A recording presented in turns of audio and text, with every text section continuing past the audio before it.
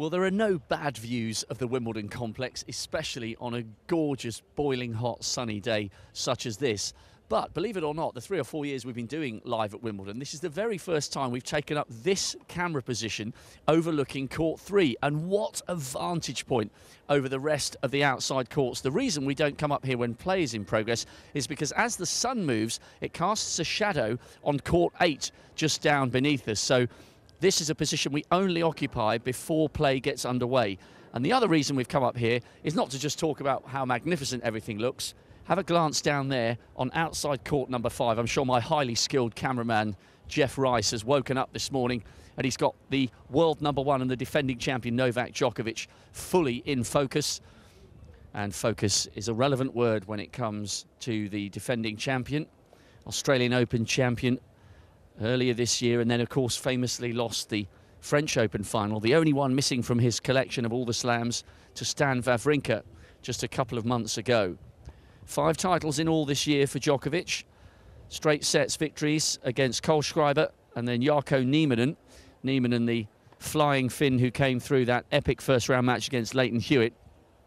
So it's a case of so far so good for Djokovic. And he's up against the number 27 seed, Bernard Tomic. Tomic was a prolific junior, remember, the Australian who made it all the way to the quarter-finals at the tender age of 18. I think he was the youngest teenager to get that far since Boris Becker en route to his title-winning exploits back in 1985. So Djokovic will take Tomic seriously.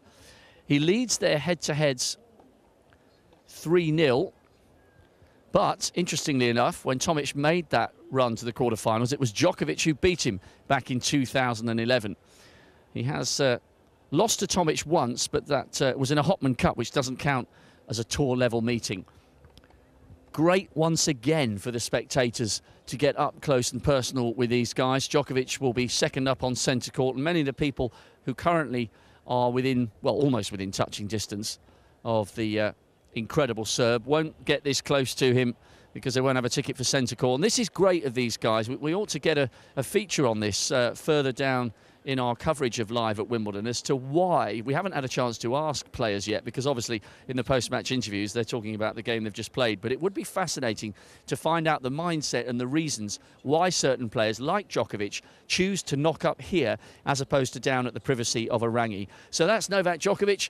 This is The View. Another glorious day in prospect. And although Tomic is a step up in class from the 2 opponents Djokovic has faced so far, we would be expecting the world number 1 to book his passage through to the 4th round in some style later today on Centre.